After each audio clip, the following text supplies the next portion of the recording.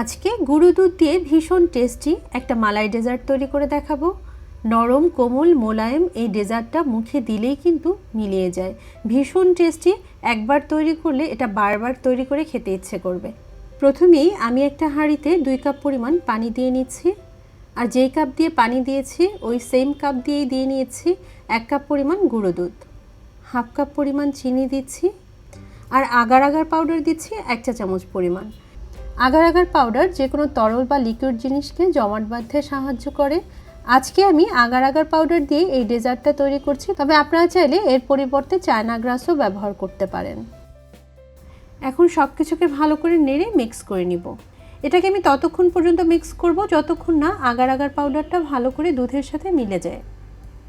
তো সব কিছু ভালো করে মিলে গেলে আমি এই হাঁড়িটাকে চুলায় উঠিয়ে দিচ্ছি।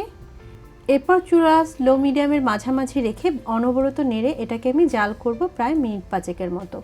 এরই মধ্যে কিন্তু সব কিছু ভালো করে মিশে যাবে আর দুধেও একটা বলক চলে আসবে। আমি যেহেতু গুঁড়ো দুধ দিয়ে এই মালাই ডেজার্টটা তৈরি করছি, তাই কিন্তু এটাকে খুব বেশি ঘন করার দরকার নেই, যেহেতু আমি দুধের পরিমাণটা একটু বাড়িয়ে দিয়েছি। তবে আপনারা চাইলে কিন্তু একটু বেশি পরিমাণে তরল দুধ নিয়ে এটাকে ঘন করেও এই ডেজার্টটা তৈরি করে নিতে পারেন। তো দুধে বলক চলে আসার পরেও আমি এই দুধটাকে প্রায় মিনিট 2 মতো জাল করে নিয়েছি।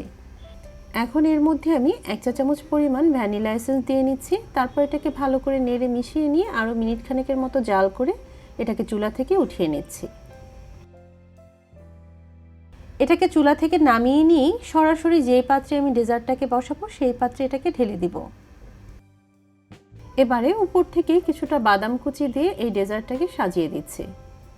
এরপর এই মালাই ডেজার্টটাকে প্রায় 30 মিনিটের মতো আমি ফ্যানের নিচে রেখে দিব। এই সময়ের মধ্যেই কিন্তু এই মালাই ডেজার্টটা খুব ভালো করে জমে যাবে। তবে এটা ভালো করে জমে যাওয়ার পরেও এটাকে আমি নর্মাল ফ্রিজে 1 ঘন্টার জন্য রেখে তারপর আপনাদেরকে সার্ভ করে দেখাচ্ছি, কারণ এই ডেজার্টটা কিন্তু ঠান্ডা ঠান্ডা খেতেই অনেক বেশি ভালো লাগে।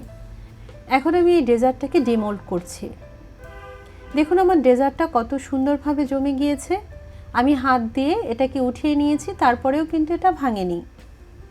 ভীষণ নরম কোমল আর মোলায়েম হয়ে থাকে, মুখে দিলেই এই ডেজার্টটা মিলিয়ে যায়। ঠান্ডা ঠান্ডা যদি আপনারা এই ডেজার্টটা পরিবেশন করেন, এটা খেতে অনেক বেশি ভালো লাগে।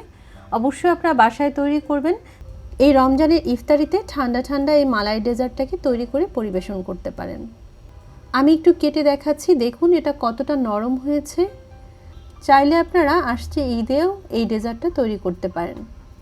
আজকে এ পর্যন্তই। সবাই ভালো থাকবেন। আল্লাহ হাফেজ। আসসালামু আলাইকুম।